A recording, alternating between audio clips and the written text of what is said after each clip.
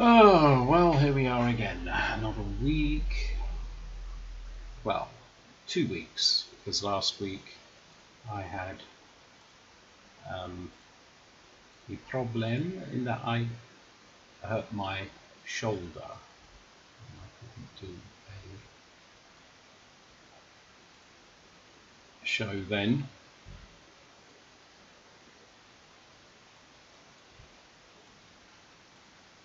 So let's see what we're going to do.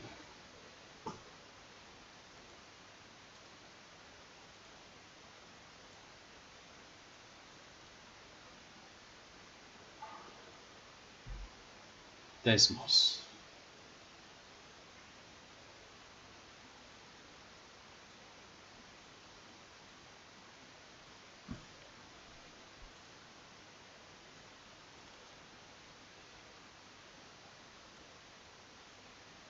How's that? Is that good? And then get there. And let me get the chat up.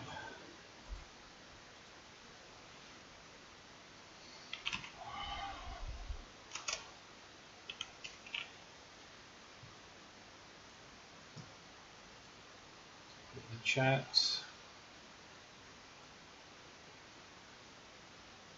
Let's see what's going on with the chat. Rooney. And fine. I have no idea what I'm going to do this week. I didn't prepare, so that could be interesting. I've got a bunch of graphs in here. Let's go and have a look for one. So let's see. Actually, I think I'll do one of the NTSF, the normalized tunable sigmoid function. So this particular thing I'm going to show you has its origin in around the early 2000s-ish, when I was working on one of the football games that didn't get published. And hey, Zagu, how you doing? I was working on one of the football games that didn't get published. And what I was interested in particularly was a thing I really wanted. I wanted to have a function that for an input of 0 gave 0, and for an input of 1 gave 1, but yeah, shoulder's okay. I can even put it behind my back now. Sometimes it twinges a bit, but yeah, and I can play my musical instruments. It took a good few days. For the first few days, it was a bit scary because I literally couldn't do more. I couldn't lift my arm. I couldn't lift my arm off the table. It was like, it's just. But yeah, it's coming back. Anyway, so normalized tunable sigmoid function. So what I was looking for was a function that would give an input of 0. For an input of 0, we'll give an output. You know, let's just mess around with it. I could just show you it, but why don't I could just mess around and see if I could recreate it from memory the way that I recreated the function. It's a good exercise to go over the process that I went through, and then I can always look at it. Well, yeah, jump to the end if there's an issue. And what I like to do was I liked to use this in my course because when I was teaching, because it was so incredibly useful, and it still is incredibly useful. In fact, it gets used by people. It's like a little bit of research. I put it up on my blog when I had one, and it finds its way into a few places. You know, I'm quite pleased with the thing. Now I like to say, well, you know, it's my thing, and still after some 14 years, well, maybe 13 years since I made the course material, you know, maybe you find something. There are things called smooth step functions. There is a thing in one of the graphics gems books which doesn't show this. It shows something very similar. this is a kind of, I call it a normalized tunable sigmoid function, but it's probably closer to a smooth step function, or maybe, but it's more versatile. So anyway, I'll just go through the thing, and we'll see. So, but I'll take us through it with some of the theory about what the hell this is for. I could show you it, but what's the problem I'm trying to solve? So, in the football game, I wanted to have something that controlled how hard the ball was kicked, depending on how fast you were going. Now, you could think there are different ways of doing this. I'll show you a very classic way, and we'll do it with a graph. So if I just sort of put x in here, I'm actually plotting y equal x. And maybe if I switch this to sort of projector mode, you can tell me if you can see, if you can read the writing. If you can't, I'll make it a bit bigger. Okay. So what we could say is that the x-axis represents how fast the football player is running. And when the football player hits the ball, then we want the ball to get kicked forward by some kind of impulse. And the faster that the player is running, the bigger the impulse should be, which kind of makes sense, right? So of course you start off naturally with a straight line, and this is pretty much how everybody thinks these days, which is fine, but it is not very sophisticated. We can be more sophisticated. But I'm going to start off with a very simple thing. So if we normalize the speed of the player, that is, change the speed of the player to a range between 0 and 1, where 0 is presumably standing still and 1 is moving at a certain maximum speed, if you will, we could do a relationship like this. So this is 0 here is the slowest speed of the player, and 1 here is the highest speed of the player, right? And then we could also have the force with which the ball... Hey Mycon, how you doing? Good to see you. We could have the force with which, or the impulse with which the ball is kicked forward, also between 0 and 1, where 0 is the smallest amount the ball is kicked forward, and 1 is the maximum amount. And then, hey, you just connect the two. You can use in Unity the lerp and inverse lerp functions. So I tell you what I'll do to do this. I'll just sort of set up that framework a minute. But we'll need a few variables. First of all, let's have the minimum speed that the player can run. Good to see you too. Let's move the minimum speed. So what I'll do is I'll call that, say, P M. This is the player, minimum and maximum both begin with M, which is really annoying. Min. So P min, and we're going to say P min is, oh well, I suppose it's 0. And then we can have P max, which is, oh, I don't know. Now we could say the player could run as fast as, let's make it simple, 10 meters per second, which is actually pretty fast. It's like 10 meters per second would be, you know, just about the speed, a little bit less than the speed required to break the world record at 100 meters. There's some maths there. It's 10 meters per second multiplied by, well, 100 divided by 10 meters per second is 10 seconds. But let's go with it. And so if I have that, then what I want to do is also have a slider for the current player speed. I'll call that P speed, and I'll set him equal to 5. No, that doesn't work. I have to equal 5, which is fine. And I'm going to plot that speed. Well, backwards is just the same. It's the same as forwards, but in a different direction, really. So I tell you what. Let's plot the player speed as P speed, comma 0 here, and then here you can see this is the speed. Oh look, he is running backwards. So I tell you what, we can clamp the limit here between 0 and 10. There we go. So this is the range that we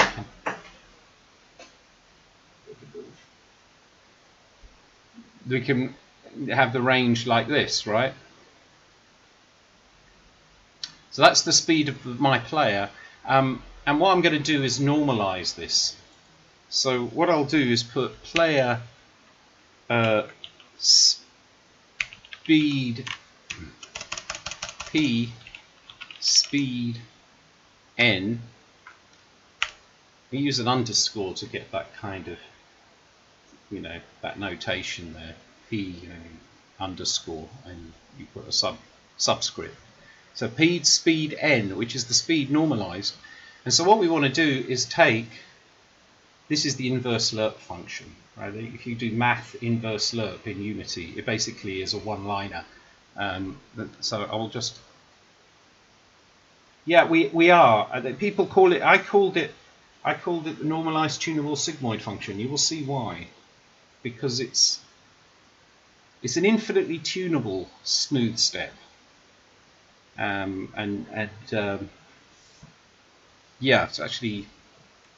So what I'm going to do, well, if you could call it a crossfade, I suppose. Right. So what I'm going to do, depends what you use it for. What I'm going to do is do the inverse lerp. So let's just think about how we do an inverse lerp. What we want is when the speed is 0 or at p min, then we want 0, and when it's at p max, we want 1. So it's actually really simple. What you want to do is see what your speed is relative to p min. So that's your speed minus p min. So I can do speed minus p min, like so. And that needs to be divided by the range, the full range that's possible, which is max minus min. So this is very standard kind of arrangement. We do p minus min. Now, at this point, it's drawing all kinds of weirdness here. I don't know why. Speed is fixed. That's kind of cute. I have no idea why it's drawing that. I don't really want that. What I'm going to do is plot the speed normalized on the it doesn't know speed p min, that's why. Probably because I misspelt it. P min. Oh, I made it lowercase. There we go. That's why it was plotting that graph. So what we should do is have this now. If I slide, you can see how this works. This is. I'll just turn that off a minute. No, not that. Turn that off a minute. You can see that as I go to 10, that's a value of 1. That's on 1, and then 0. So this is the inverse lerp function. It's really, when you go into Unity and do inverse lerp on a float, basically it's just done that. Except that it does also clamp it. So really, let's see. If I want to clamp it as well, which do I want to clamp it? Yeah, right. So what I can do is do a clamp by saying the minimum value between that and 1, and then say the maximum value between that and 0. It's a little awkward, but that should do it. So this will actually clamp the output. So if I allow it to accept a player's speed out of range, let's say Mycon's negative speed, or there from -2 to 12, you can see it's clamped. Well, you see on the blue thing there, it's clamped. So now that's exactly the same as Unity's inverse lerp, which also clamps. So of course I can set the minimum to be something else, like 4. And now when this reaches 4, we're at 0 and clamps, and then it goes to 10. Between 4 and 10 we have that range. So that's all very very well and good. I think for convenience sake, I'm going to take this and turn it into a function. So I'm going to call this function f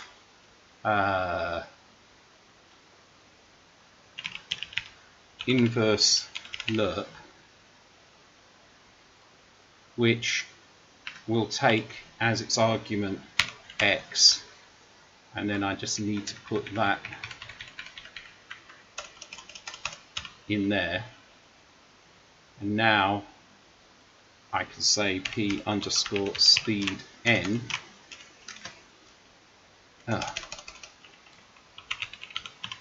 equal my inverse lerp of p speed.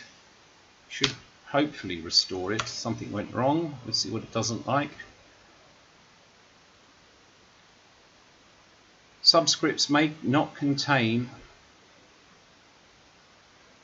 only contain, okay, I have a weird character in a subscript, clearly. Oh, yeah. It's annoying when it does that. There we go. So what's nice about it is now I have taken my lerp function, which I can tweak the minimum and the maximum here, right? And I have it in a function, which means I can plot it. In fact, if I just turn this on, we can see a nice plot of the input of 10 gives me an output of 1. That's that purple line is showing you the plot. The input 0 to 10, output 0 to 1. And if I tweak my minimum and maximum values, as you can see, look, so this makes sense, right? So in fact, this is a step function. If you can see that, it looks like it's. You can think of it like that, but it's not really a step function. A step function would be completely vertical here. It's a kind of smooth step, isn't it? It's kind of interpolated step. You may not have thought of the inverse lerp function as being a kind of a step function, but in fact it is. With an interpolation in the middle, you can give it a range. So if I say the minimum value is 2 and the maximum value is 5 of player speed, if the player is going at less than 2 meters per second, my normalized value for speed is then 0, and above 5 it's 1. So that might be good, right? Because I can use that to then instruct how the ball is kicked. Okay, so the second stage of this is then to use a lerp. So this combination of an inverse lerp and a lerp is something I like to use a lot. It'll allow you to map one range to another, so that you can then say, if the player's speed is 2, the kick amount is 7. If the player speed is 10, the kick amount is 8. And then you can tune those parameters. So I'm going to do that as well, might as well while we're here. So these are the player minimum speed, which I'm going to set to 0. Maximum speed, I'll keep it at 5. And then the current player speed then is going to be, I don't know, 2. Oh, say 5, sorry. For the maximum, and the current player speed is going to be 2, and if the player speed is 2, then the normalized value for the speed is 0.4, which is there. Oh, that's cool. Now we need some more sliders, because I want to map this the other way. I've got a normalized value for the player speed, but I want to now convert that normalized value of the player speed to a normalized value for the amount of kick. Well, actually, you don't need to convert it. That's the beauty of... I have the wrong category again. Oh, emergency category change. Thank you. Let me just fix that. I should have different channels or something, I don't know. To each.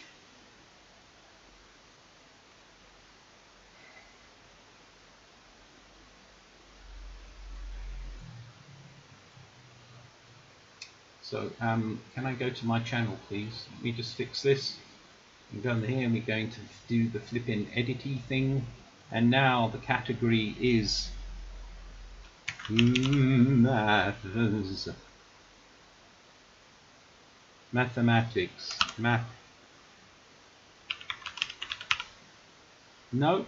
I can't.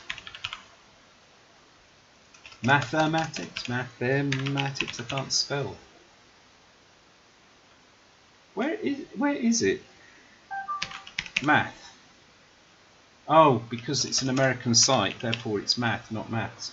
Math workshop. Maths.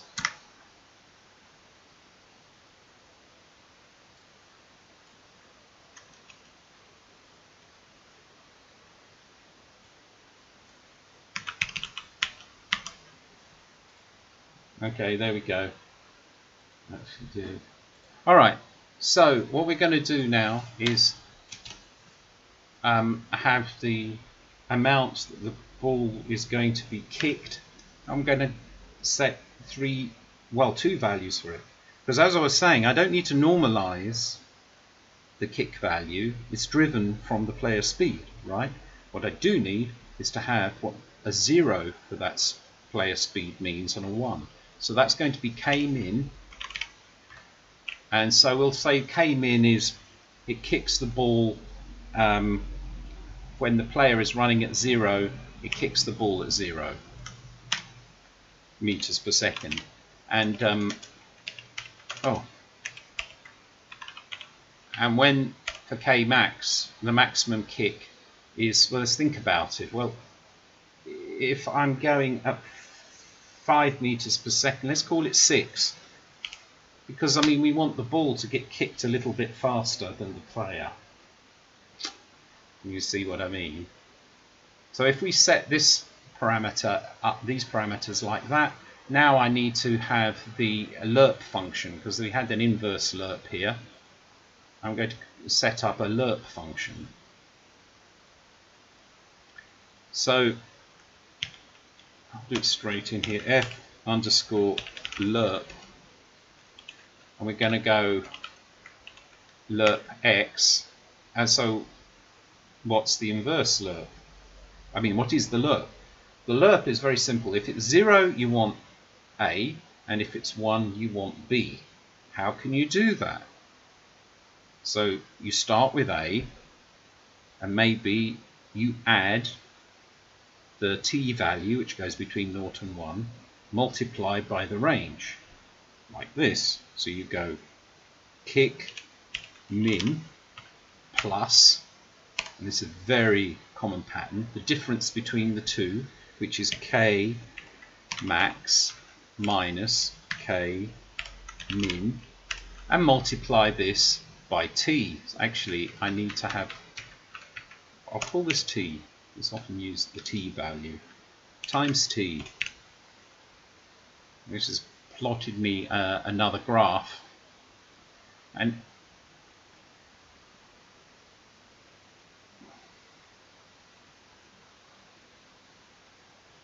yep.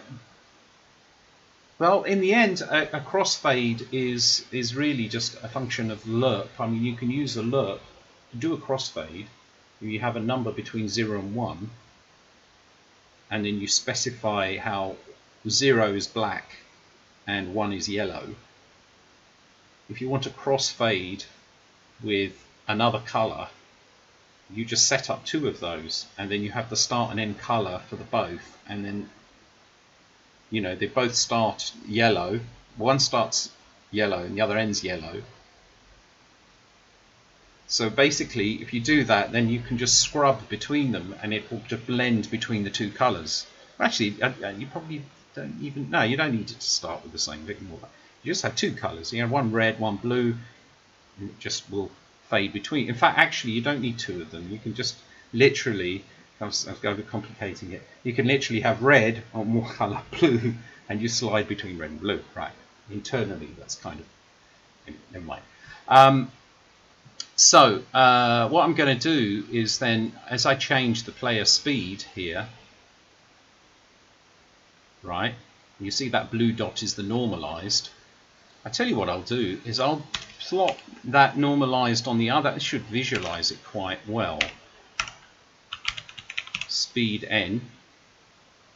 And now, just so that one of the things that we can do is on this thing here is I can hit play, and maybe we'll, so I set the maximum to 5, we can just sort of have it do this. Okay, you can just see it sort of like the blue dot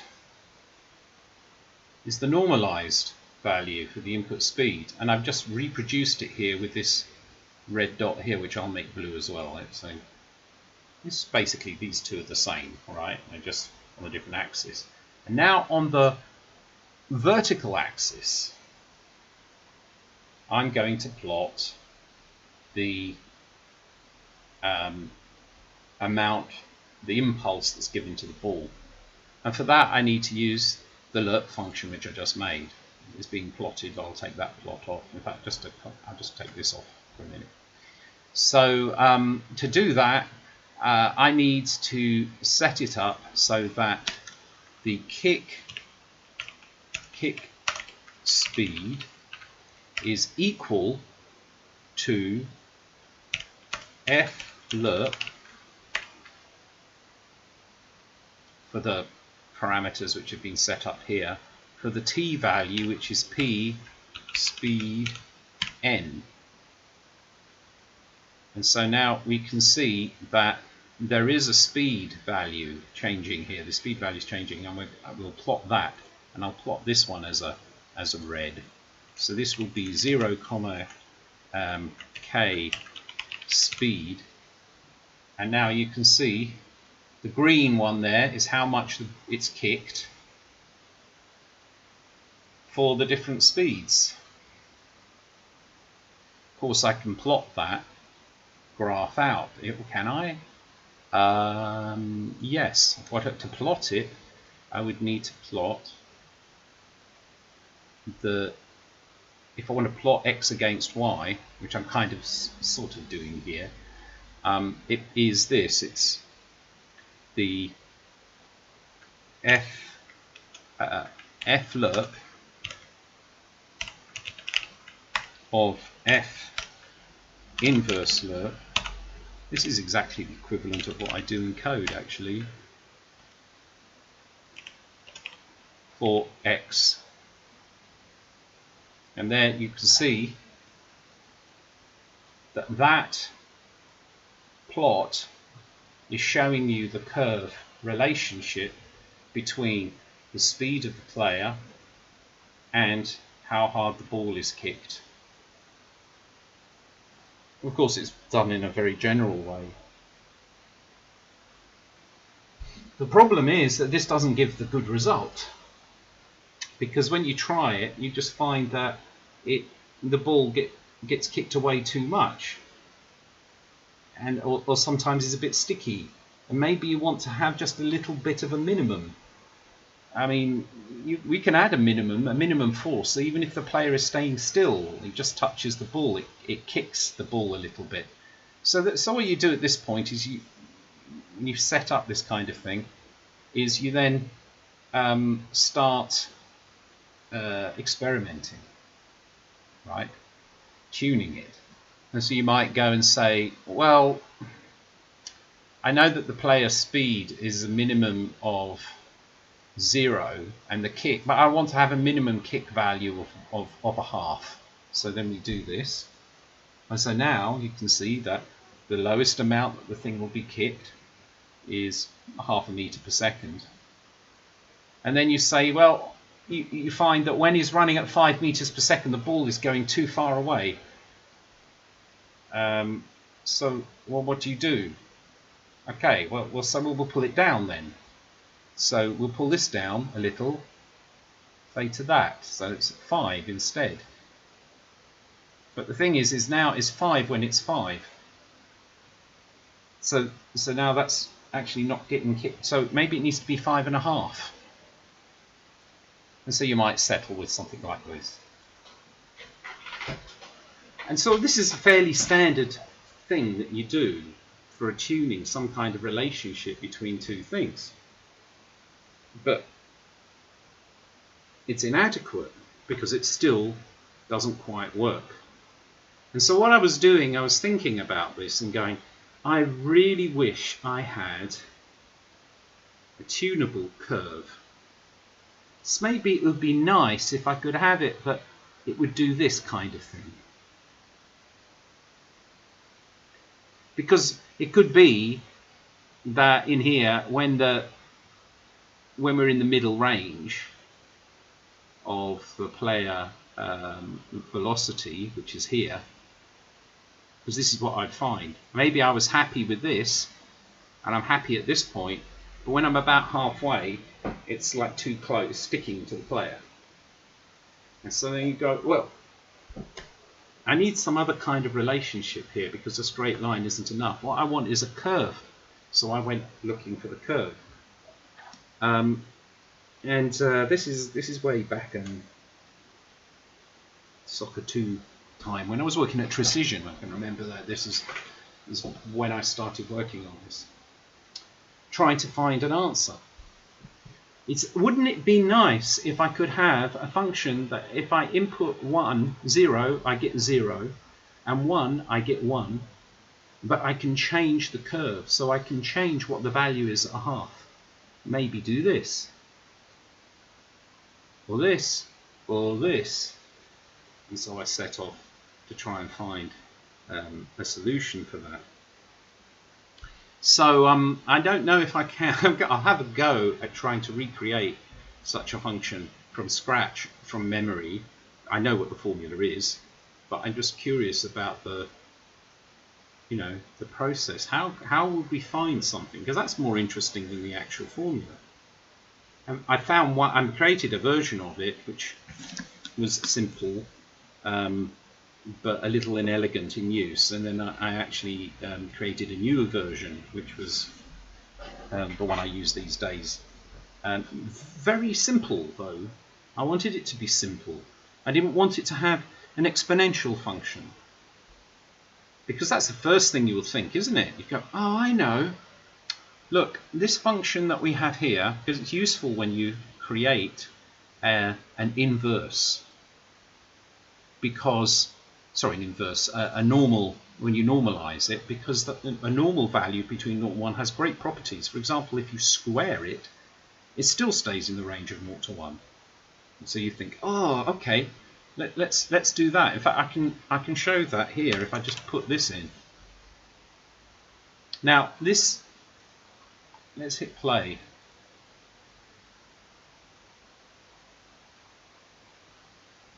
That isn't quite what I expected. Let me just check something here. The inverse lerp. Let me put this back.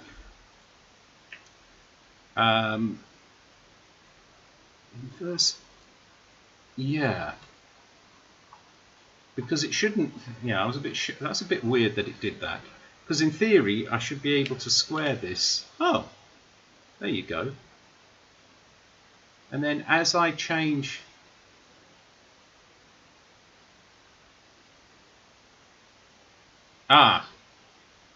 because, oh, I'm changing the wrong value. I'm changing K max. I don't want to change K max. So what was that? It was 5.5.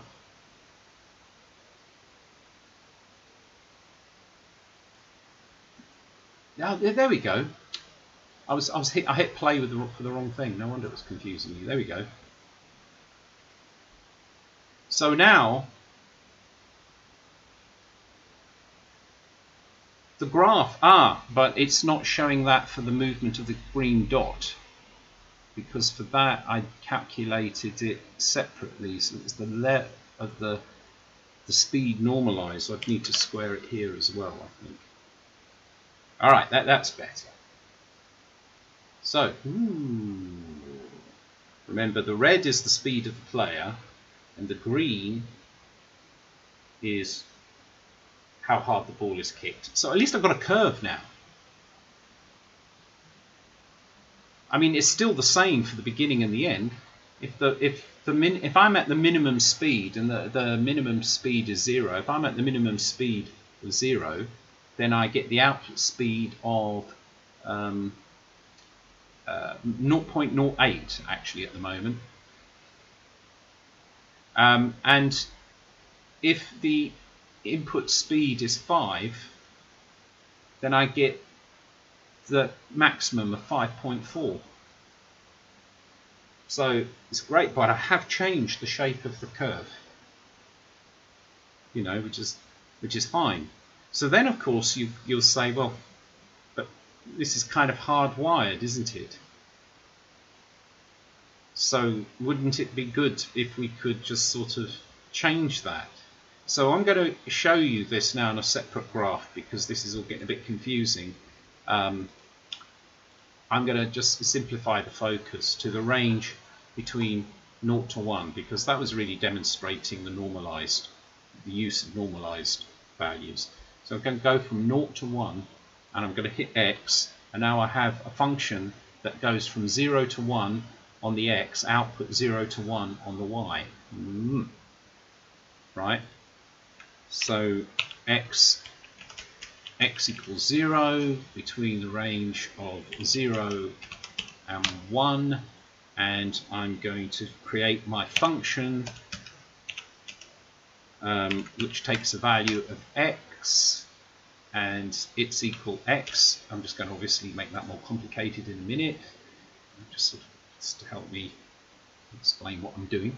And then I can do f of capital X, and now that moves according to the function.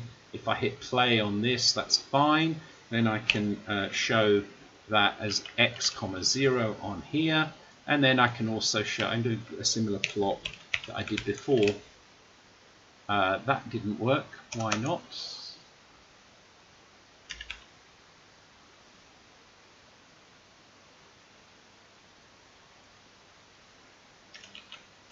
There we go.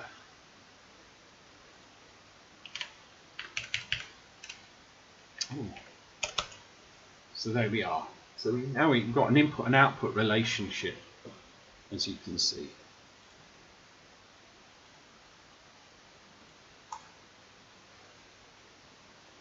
And for this plot here, I'm just going to make it that the range is x is 0 is less than or equal to x is less than or equal to 1, and so it's just crop that plot.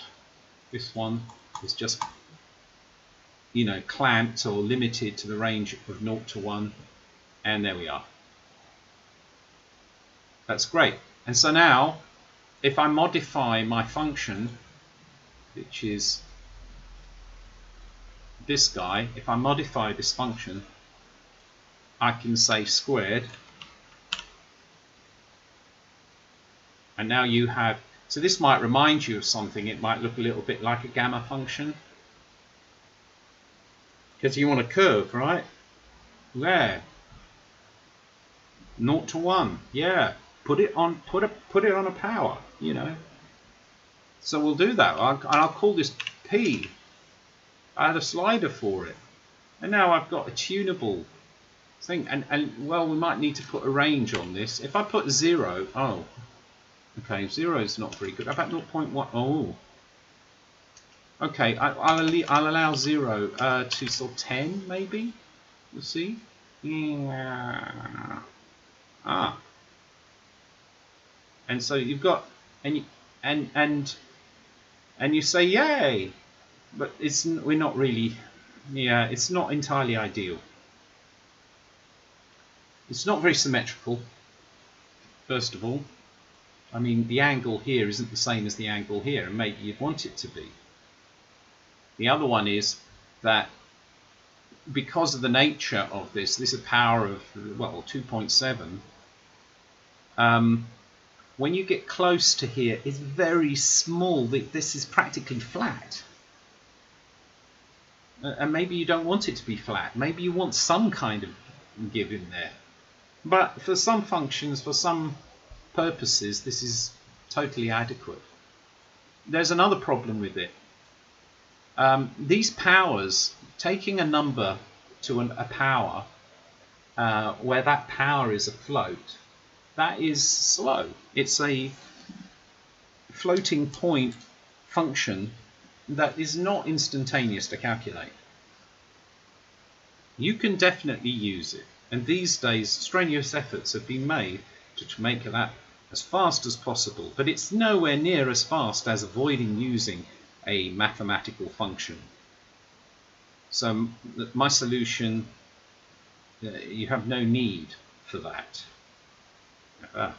How is that? Let's see if we can get there. But this is, other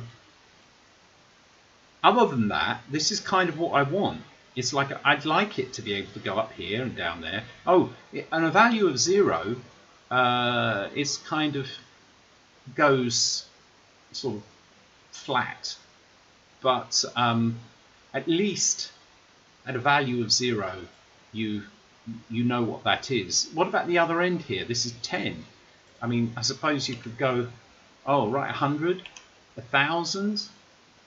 I see. So to go the other way, you would need an infinite value.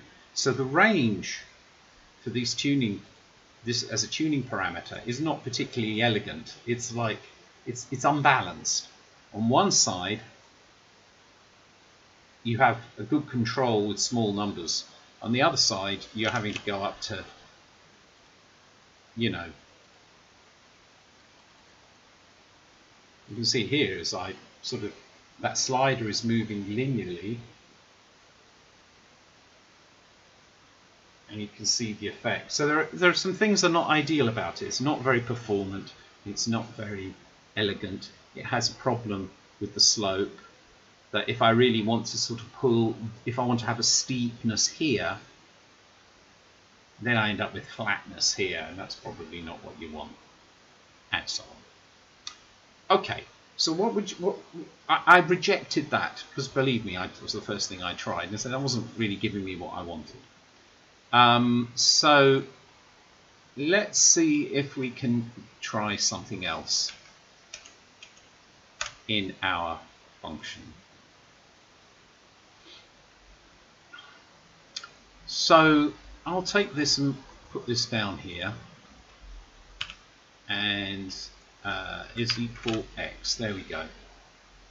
So the thing then was to think about this is, I know that when it's 0, right, I get, you think of the two endpoints. When it's 0, I want 0, and when it's 1, I want 1, and I want a curve. So the natural way to get a curve, other than using a power, right? I don't want to use a power because I've just tried that, but I do want a curve. So how do you get a curve if how do you get a curve without using a power and without using any mathematical function? I mean, ideally, I just like to use multiply, divides, addition, subtraction. And so that's what I started thinking. Let's have a look at. Ooh, I like these. This is nice. Look at that. So this is like a spline. This is from Micron, wasn't it? This is, it's like a spline, isn't it? It looks like a spline code.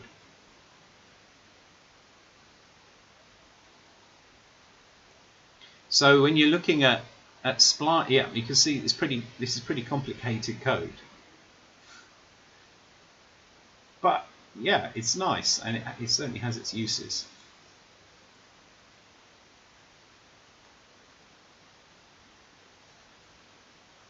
But it's a Bezier curve, yeah. So you can definitely use these if you want. I mean, I could go and we can try it and have a look at this.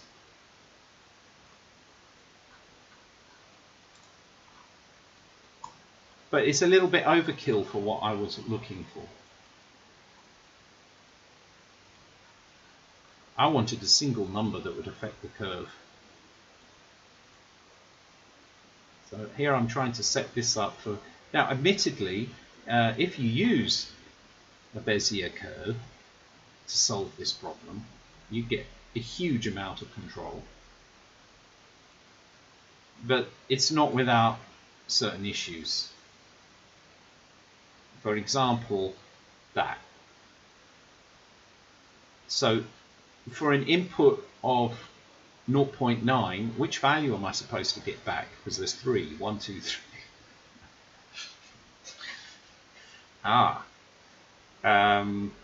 The thing to remember about a Bezier curve is misleading because it looks like you've got the plot. It's like what you need.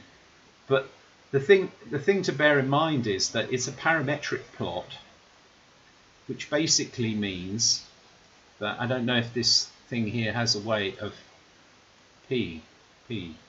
There we go.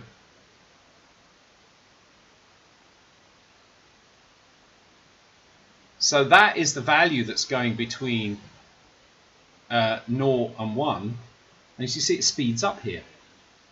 So if I was to take, say, this shape and say this is the curve I want, the first thing I would have to do is take the input value of 0.2.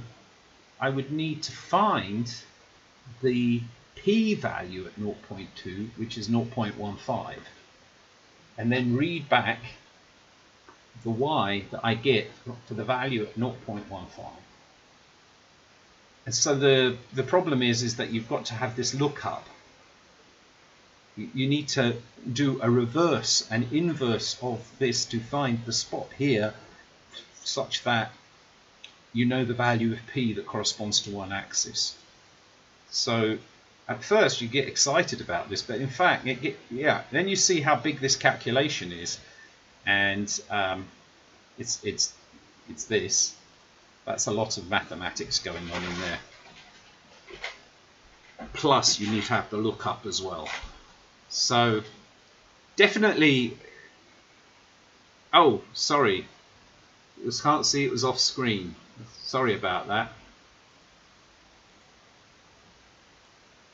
Yeah, this is the big function.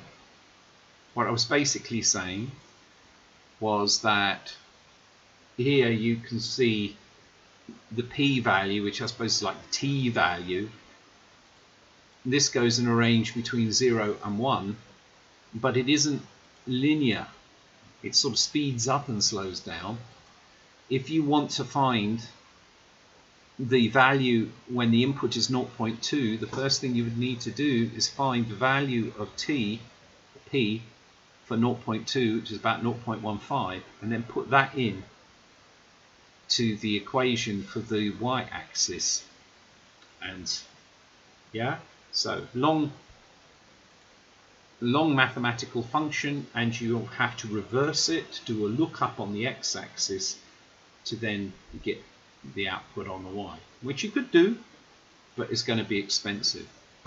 So what I was saying is that when the input is 1, the output is 1. I know that. When the input is 0, the output is 0, and I want a curve. So the answer with that is that there needs to be a divide. There just needs to be a divide, because that's the only way you can get a curve without using a power.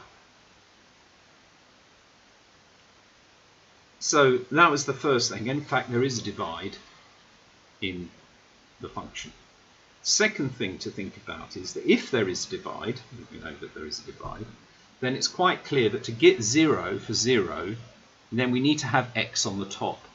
And so this is basically showing how you can use reasoning to construct this kind of curve. I like to do this especially because there was a student who completely and publicly denied that it was at all possible that I came up with this. I never forget. I never forget. It's a shame. I wish I did. I wish I could forget. These things matter, you know. Yeah, it is totally possible to come up with a mathematical formula. It's problem solving. So what you do is, you know there's a divide, and you know that there needs to be an x on the top. If I put just an x on the top, then I know I will get 0 for 0. Great. Now I need to figure out what do I do to get a 1 for a 1. So that requires a little bit of thought. If I divide by 1, I will get a 1 for a 1. But that's without a curve. So you know there has to be an x, because if I don't put an x on the bottom of the curve, on the bottom of the divide as well, I'm never going to get a curve, because I'm only going to have a constant at the bottom, and so then it will always be linear. So you know, therefore, from that logical reasoning, there has to be an x above the divide and an x below.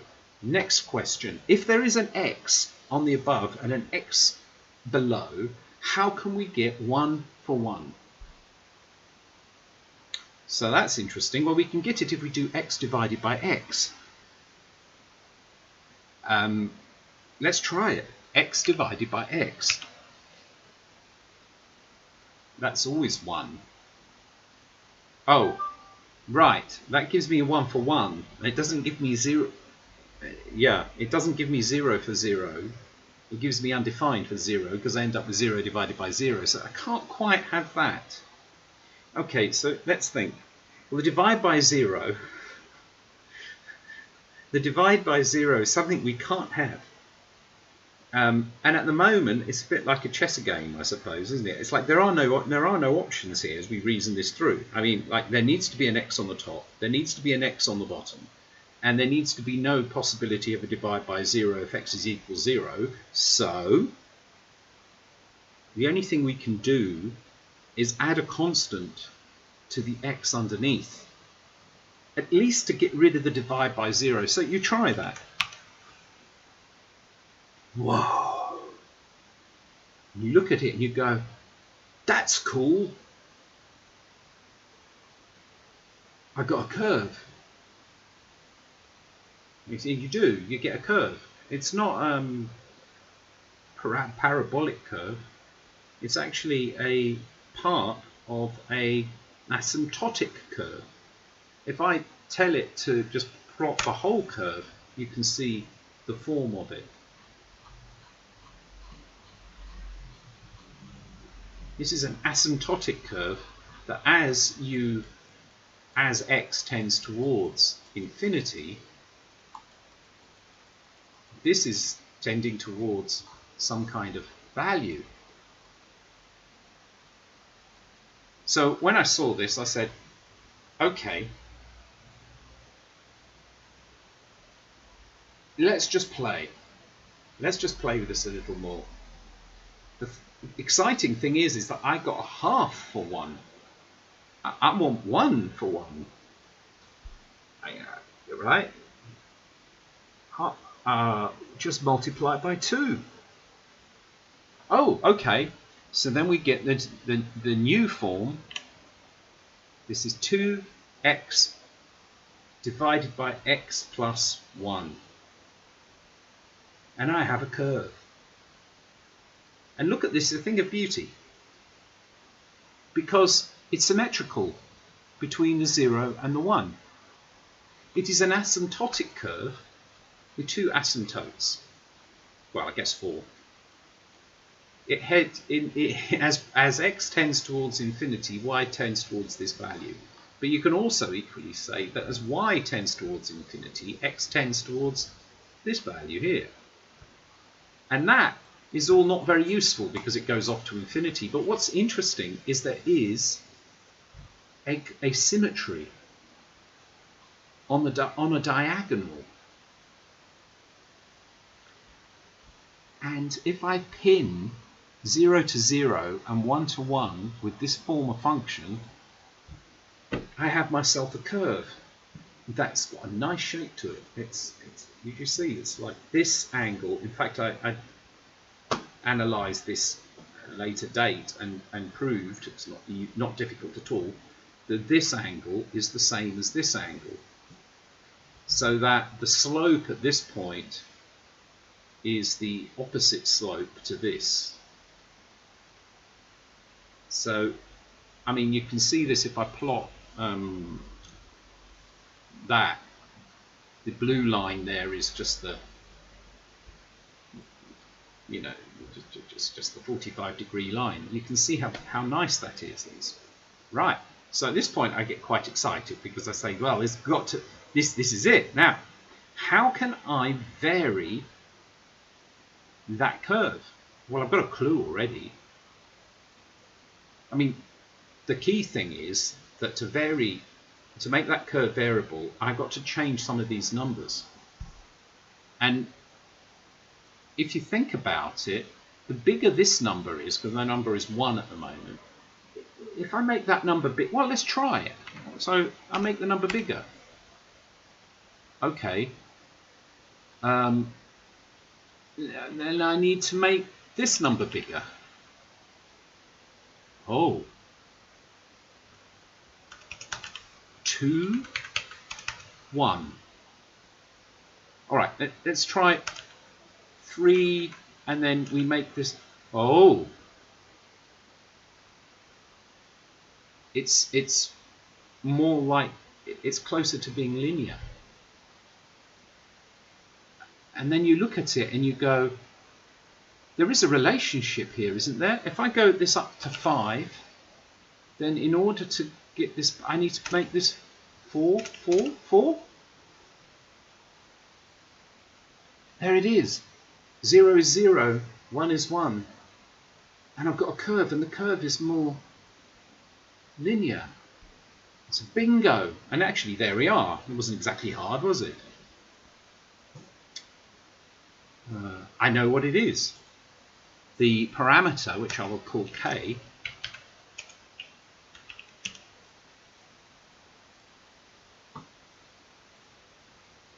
should be that, except that didn't work. So now I've got to figure out why. So if k is 1, that's something, I broke it. So let's figure out why. If k is 1, then I need to it was k. Oh, minus 1. Between minus 1, and so then I played with it because it's kind of interesting. Let's do, say, between a range of minus 3 and 3. Oh, I had it on a value that was invalid. Like k equals 0, it just disappears. But oh, if k equals, well, yes, you can see how if k equals 1, then it's going to explode when x equals 0, which we had that before. So I think k needs to be bigger than 1. But if k is bigger than 1, then yeah, there it is. That's what I want. So it turned out that for a value of k greater than 1, you'll get a curve. Between 1 and 0, it would behave unpleasantly, incorrectly. But if you get back below 0, then you get another curve, and that curve is in fact the reflection. 3 minus 3.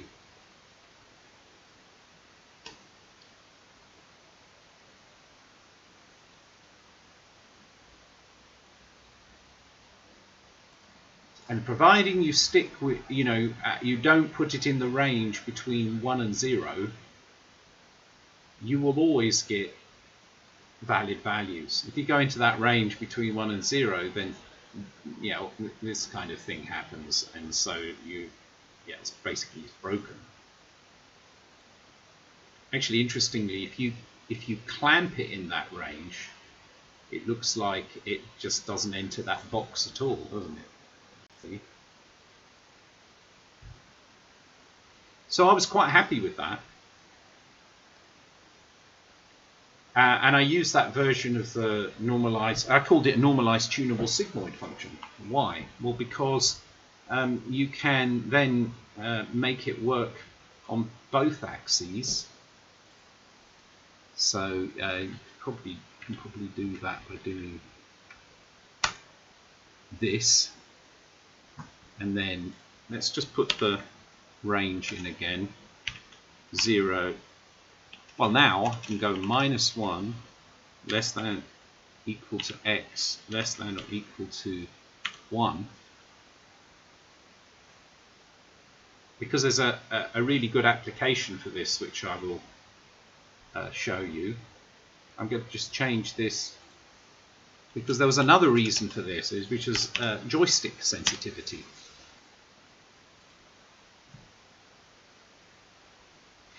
And so, and this k range, that's with -10 to 10. If you want to make it linear, you have to get a very large, in fact you need an infinite value of k to get a linear line. But that is not, admittedly, even with 10 here, it's pretty straight, but there's a little kink to it, right?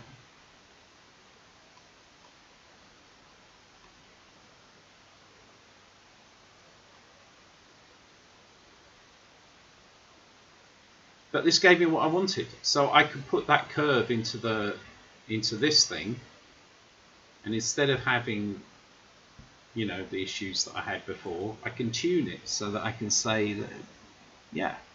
You can see how this plot there is. You've got the grey dot is the input value, and the red dot is the output value.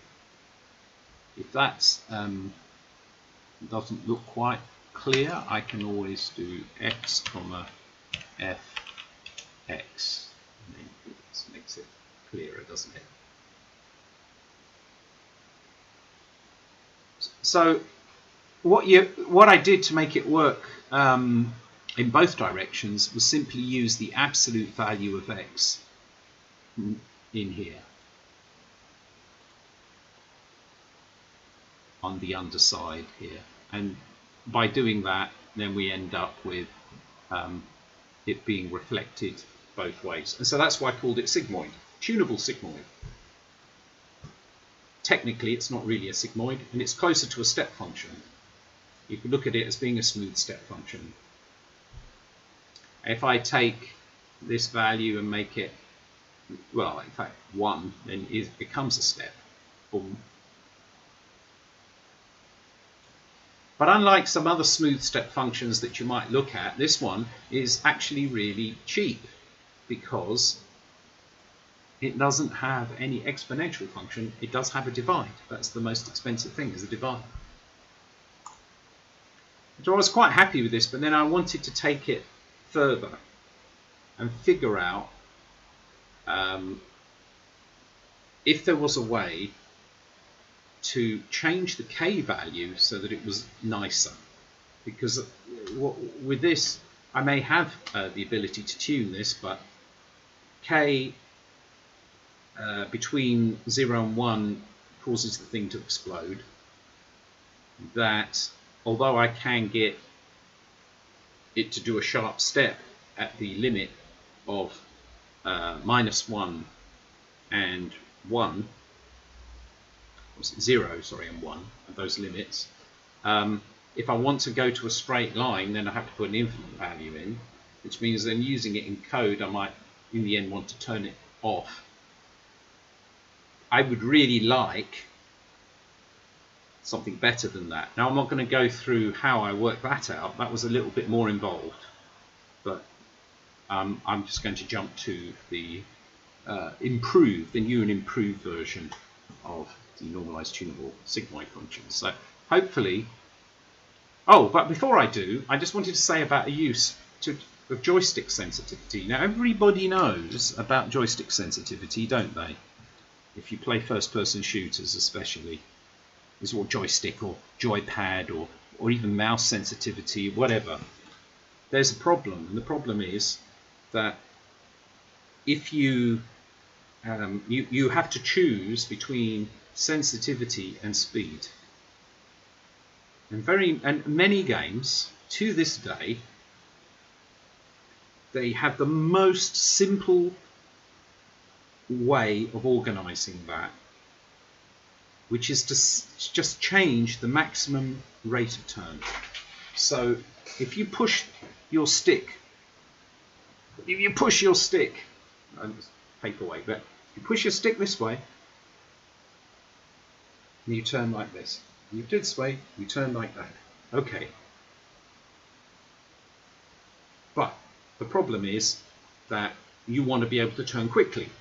So you do this, and now suddenly it's like this, but now you don't have any sensitivity in the middle. And so you know, I mean, maybe they've got a little bit more sophisticated of late. I wouldn't know, really. I haven't played those kinds of games recently. But really what you want is both, don't you? I mean, what you want is to be able to have precision, but full speed as well. How can you have both? Well, you're not going to get it by just playing with the limit, you know, trying to make the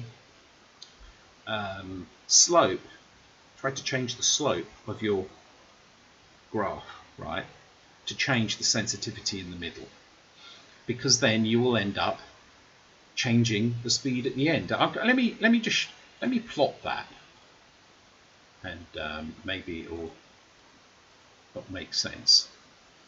So what I'm going to do is create a new function called j. The function j is going to be my joystick function, and its job is to map the normalized input of my controller from +1 to -1 to a normalized rotation. So that's how fast you rotate. Okay, so presumably rotation of 0 means you don't rotate, and a rotation of 1 means you rotate at the maximum speed, whatever that is. Okay, and so that's going to be my function j. So jx will take this value between 0 and 1. And if you just go and say x, then you will get this plot. And I'm going, which it's not very surprising, and we're going to go in a range of -1 less than or equal to x less than or equal to 1. So here we are. And so the sensitivity calibration that they will put, usually, that are put into these things, involves the simplest thing: you scale it. So what you do is you say there is a sensitivity which I'll call S, right? That sensitivity factor, and we'll just say the sensitivity factor is 0.5. And what you're trying to do is to get this slope here less, to try and get it less steep, right?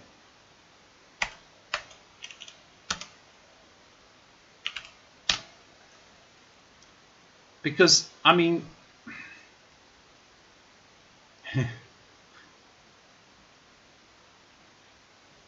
yeah, let's try and do it. Say, oh, what happened there? Say 3. No, 3. That's better. So, right.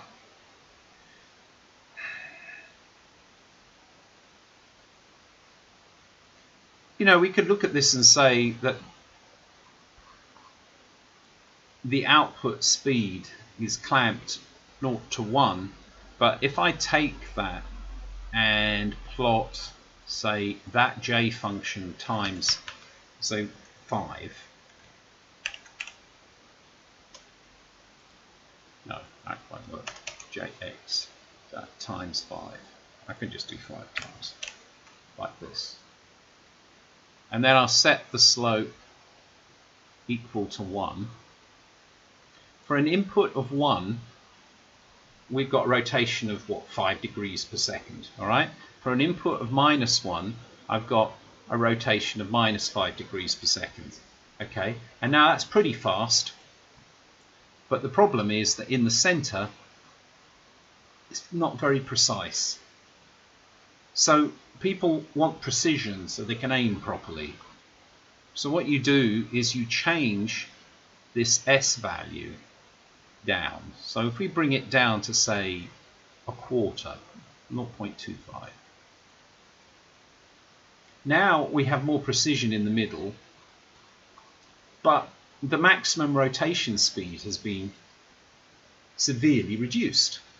It's now 1.2 instead of 5.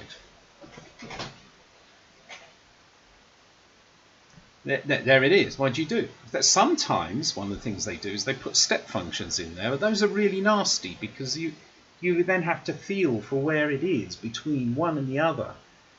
It's like really what you want is smoothness. We like smoothness. We understand smoothness.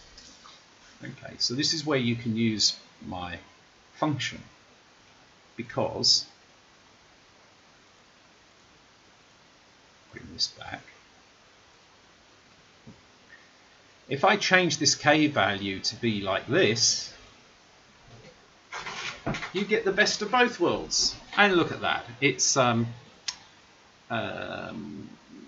It's basically 1 multiply, an addition, a subtraction, a divide, and an absolute.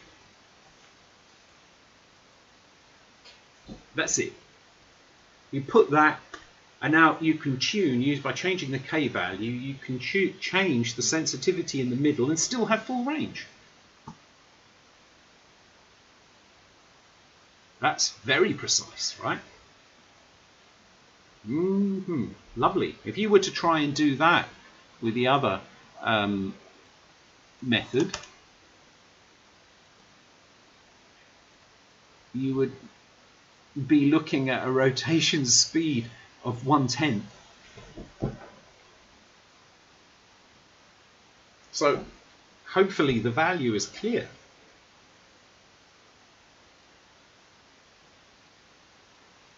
So I wanted to show you this NTSF, normalized tunable sigmoid function is what I call it. And I'm going to show you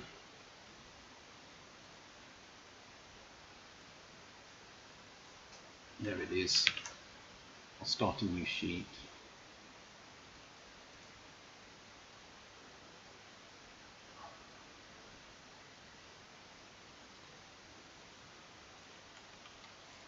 This function here, let's go projector mode. It's a little more complicated, for sure, than what we had before. A little more expensive, but not much. At the top, we basically x minus x times k, which you could also write as x times 1 minus k, if you like. So there's a multiply and a subtraction. Underneath, you have a subtraction, there's an absolute, there's a multiply, and there's a plus 1. It's not really not very much different, but it's very much better because if I go and say fx k1, I'm going to plot that. I need to have a k1 value, and why doesn't it like that? Function, oh, NTS, sorry, yeah. And valid range of k is between -1 and 1. And I'm plotting the whole thing here, so it gets a bit confusing, but just remember the valid input range is only between -1 and 1. So let's do -1 less than or equal to x less than or equal to 1. And see, that is behaving in exactly the same way as the previous function, except that the value of k is much better behaved. A value of k of 0 gives you a straight line. So I like that because, yeah, straight line's good, value 0, no infinities. The other thing is the entire range from -1 to 1 is valid. If you hit actual -1 and 1, it is kind of valid, but you end up with like divide by 0 or 0 divided by 0, and so I would actually say that the valid range is less than -1 sorry, greater than -1 and less than 1. And maybe we could reflect that by doing this as minus 0.999 and 0.999. And now, there you get this. If you use that kind of curve for your joystick input, you can get this nice precision without losing range. You could also go the other way, which is kind of interesting. Sine wave music. Aha! Well, you could use this for acoustic distortion. It's something I've been meaning to try out. In theory, you could.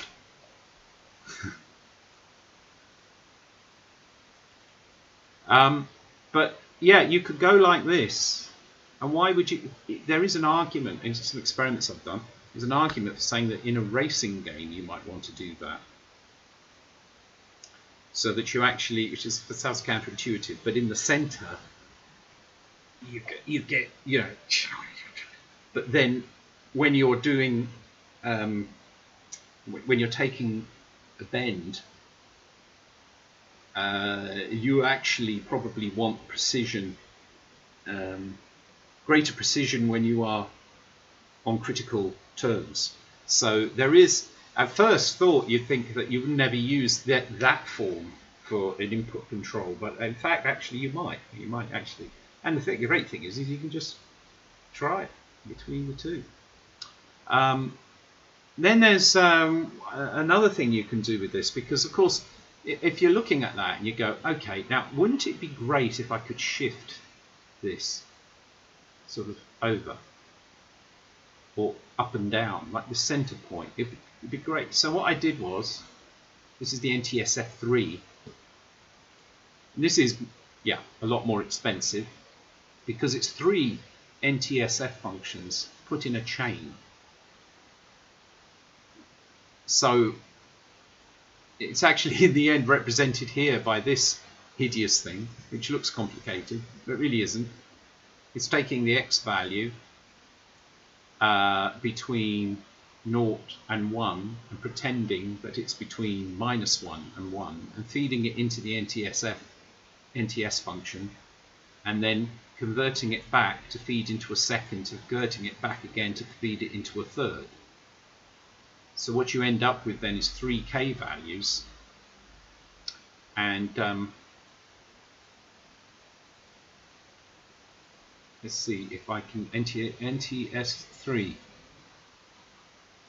And I love this. I use this for things. I use this in Necessary Evil, that experimental game I did a few years ago with Stefano Guellini.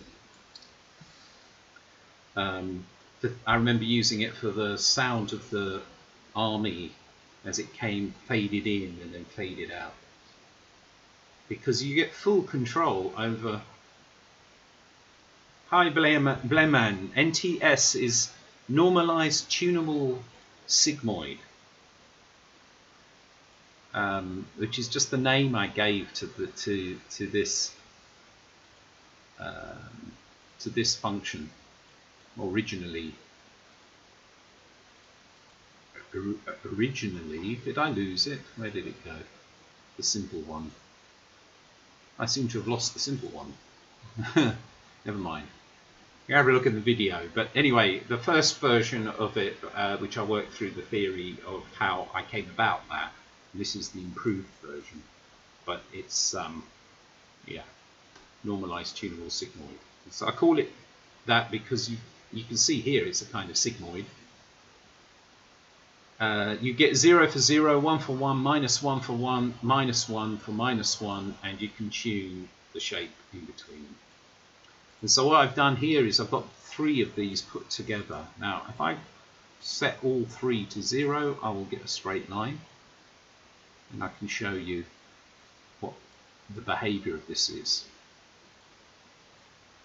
Right? So if I change K2, you can see here it's just the same as what we had before. What gets interesting is that I can shift the input range basically the input from -1 to 1 gets fed into a sigmoid, which drives this one, and then the output goes through a sigmoid as well. So if I change the input, you can see that we can pull this up, we can stretch this up or stretch this down. That gets a little clearer if I do this one. You can see this is really clear how this works. So for no matter, as long as you stay less than 1 and greater than -1, there is only ever one value, output value for each input value, and they stay within the range, which you can create all kinds of easing curves. This is one that's quite nice because it's effectively almost linear, and then just at the end goes zzz.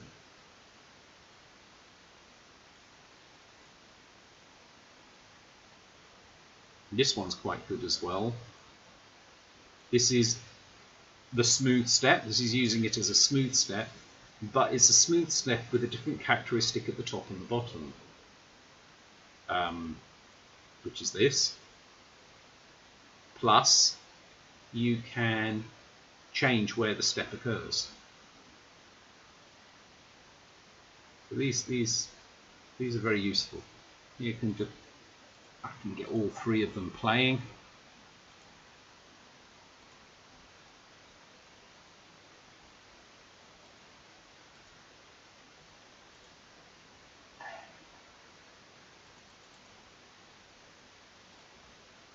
So it's sort of cycling through all the possibilities.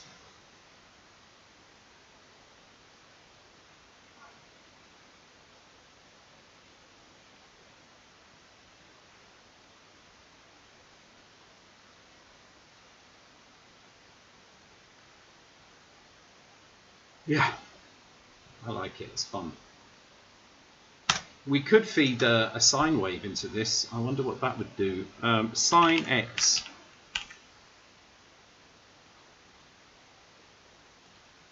So this is a sine wave. What would happen if I fed the sine wave, which goes in range from -1 to 1, right? If I feed that into the normalized tunable sigmoid function. So what we could do, three-stage NTSF.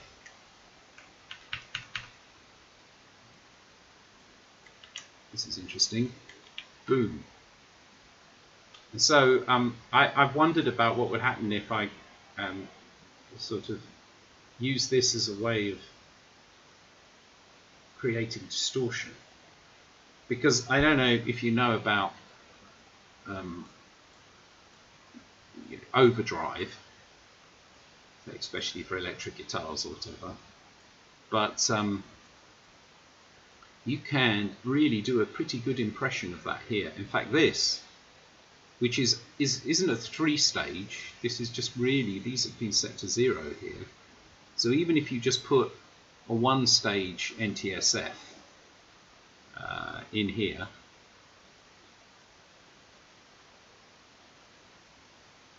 you can see that as you pull this over, it becomes more and more like a square wave. This is soft clipping. I need to, at some point, I need to actually try this out and see what that sounds like. You know. So there's soft clip. This is called peaking. But you can. How to come up with? Well, that was that. You missed the bit, but I showed the first hour. In the first hour, I showed how I derived it. At least the first version of this.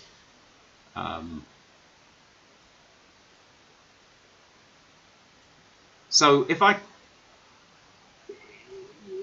you can just sort of, yeah, all of this would have different sounds. I mean, you would be listening to the same audio, but it's obviously getting distorted in some ways. I'd be really excited to try that out at some point, but it's like, you know, there's limited hours in the day. I never got around to it.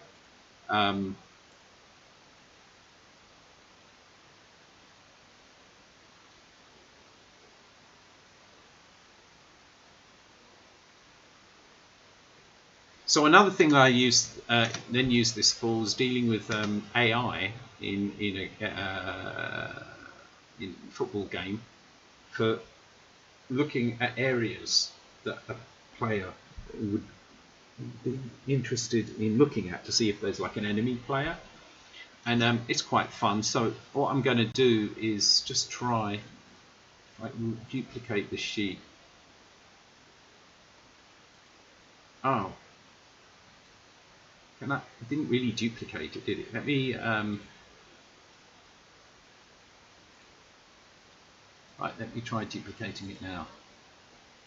Okay, cool.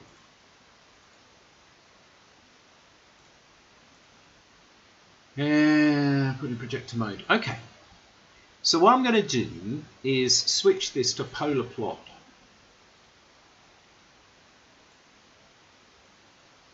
And turn off this graph. Oh, I'll keep the graph on.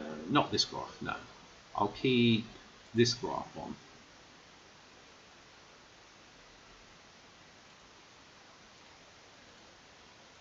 Although that isn't really a polar plot that you're looking at there.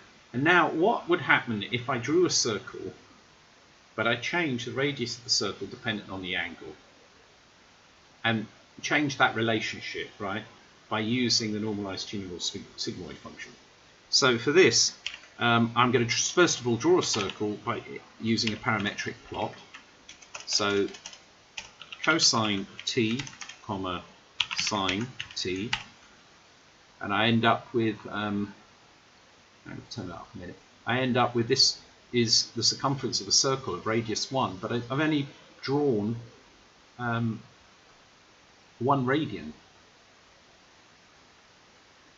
So this is an arc length of 1, because t is in radians and goes up to 1. If I go up to 2 pi, I'll get a circle. So now t is going in the range of 0 to 2 pi, and I get myself a circle. So that's cool. Now, if I was to multiply the sine and the cosine, whoa, hang on a minute, to my phone.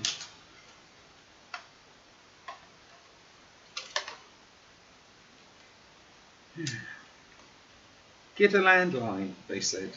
It'll be fun, they said.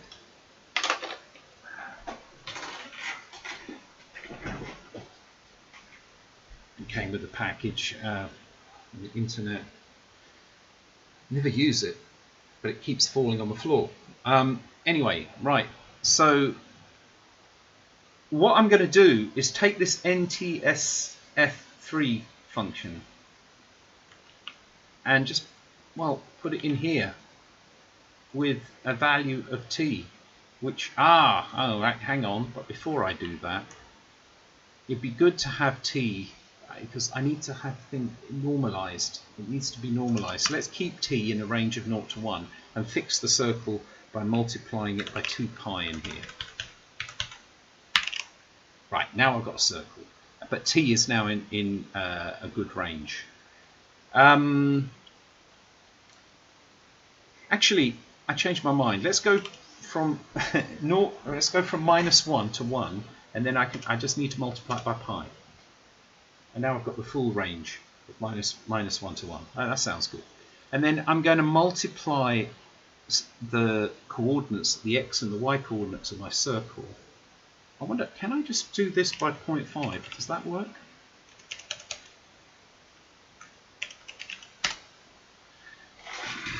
Unfortunately not. So I have to do the x and the y. They have to be done twice. So NTSF3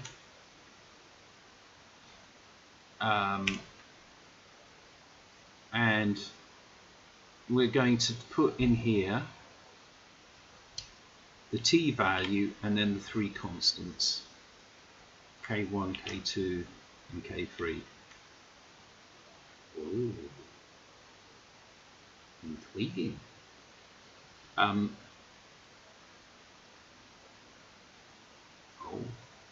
So maybe what I'll do is just set these to 0 to make sure that. Okay. I was hoping. Oh, right, yeah, because I'm changing the radius of the circle as it's drawn according to the angle. And I'm doing that in a linear way right now.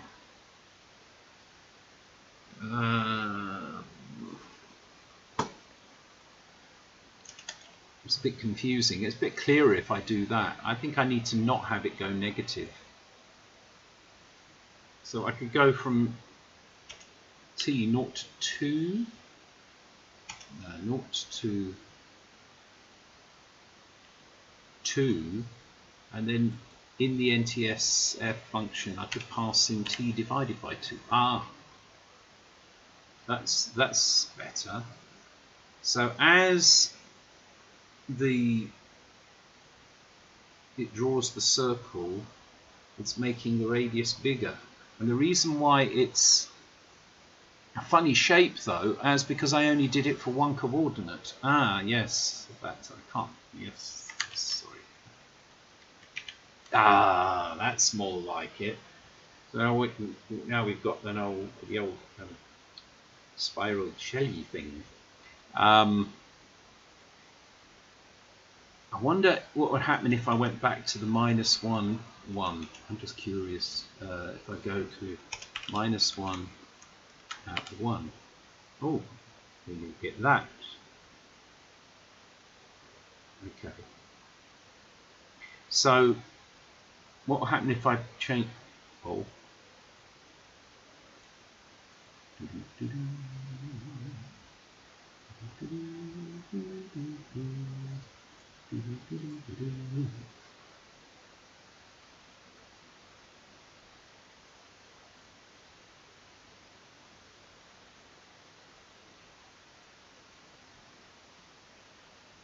That's kind of interesting. I don't like the negative side. I'm just going to get rid of that. And now we've got to a half circle. I could always do -1 to 1 and then just put in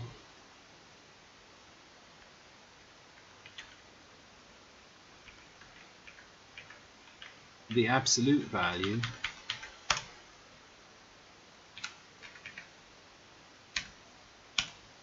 Oh, that's no good. Hang on.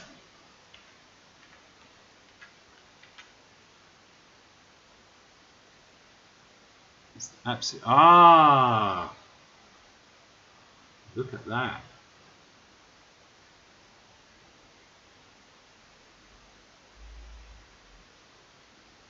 So what's going on there is that if I set these all to 0. Oh, come on.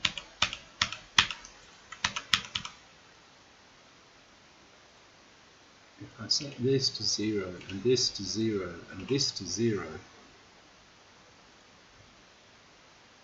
then you've basically got a cardioid shape. At this angle, the radius is 1, and this angle it's 0. This is because the angle is measured from 0 on this axis and goes to maximum here, right? And so that's where you get this fairly standard cardioid shape. But now I can distort the cardioid by using my normalized tunable sigmoid function. So what I'm actually, if I turn on the plot for that, where are you? Here, and change the color of that. The black plot there, I get put dotted lines. That black plot is basically showing the shape of the sigmoid.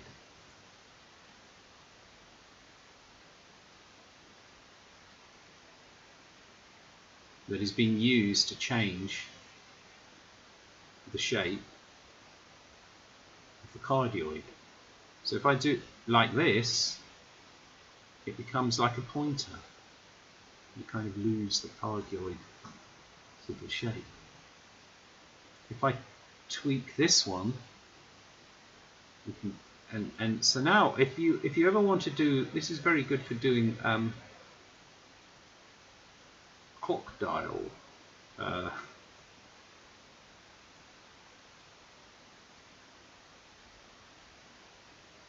Or heart generator. It's sort of definitely what the world needs right now.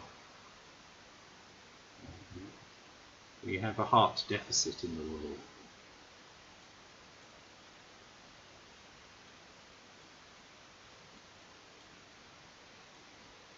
These are crossed. Ah, right. And if I pull this back, yeah.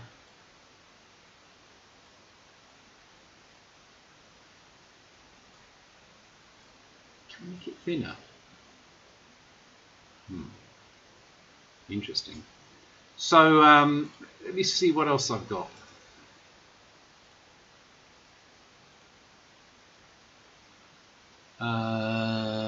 NT search.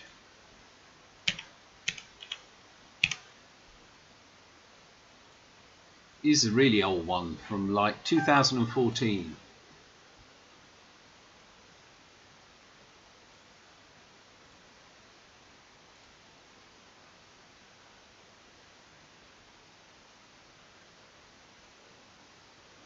I don't really know what that is, but it kind of looks pretty. What else? Looking for other NTSF. We have this one. Oh, well, this was from 2014 as well. You've seen that just now, yeah.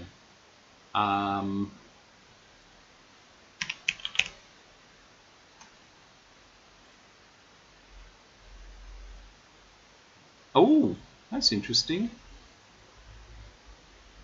Normalized tunable signal function, kind of smooth step function. Interestingly, the inverse of this function is simply the same function with k negated. Yeah. So if you apply the one with k negated on top of the one with k, then they cancel each other out, I suppose is the thing. That's probably from my courses.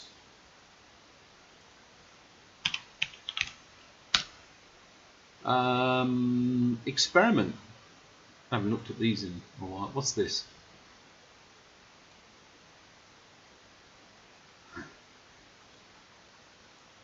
I have no idea what that is. NTSF experiment. I don't know.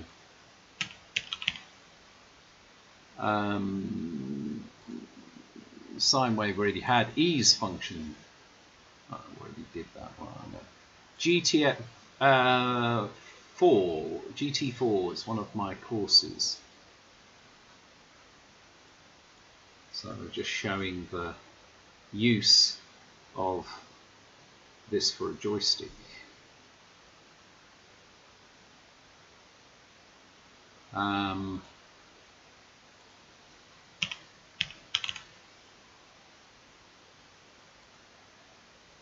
Chain 3 NTSFs. So that's what I was explaining there is how you can put 3 of these together to create very flexible curve. Putting 3 of them together in code is really easy, right? It might look complicated, but it really isn't. NTSF.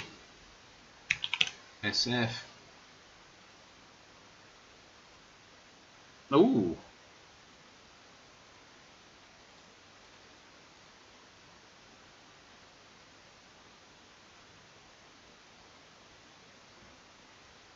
Here's one I did earlier.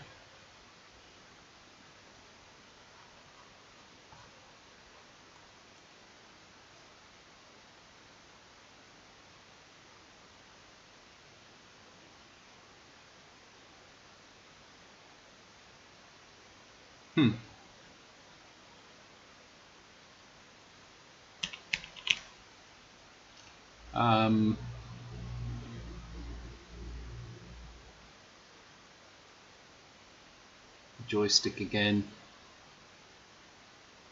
The red one there is the actual position of the input, and the black one is how it's interpreted after going through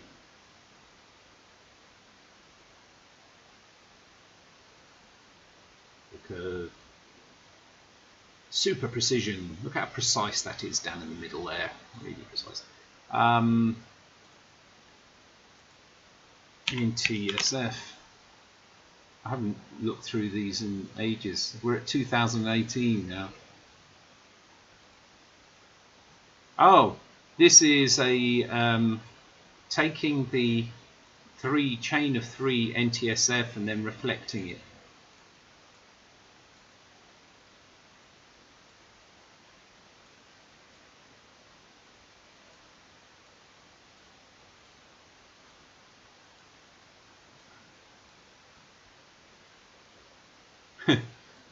That's kind of crazy stuff. Alright, so again, not very complicated, but looks more impressive than it is. NTSF.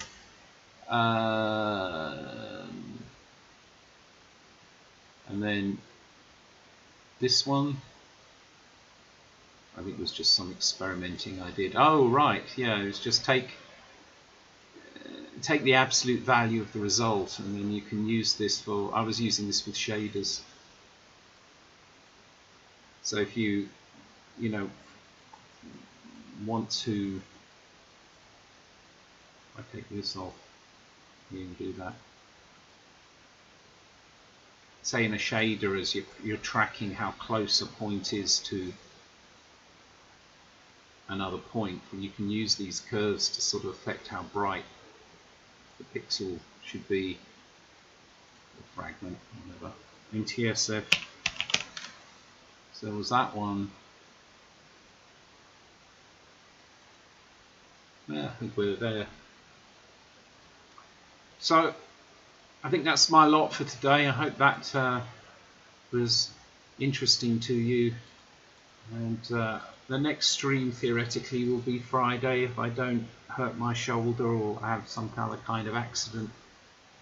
Be playing some live jazz again. So thanks for watching. Take care, everybody, and see you soon. Good night.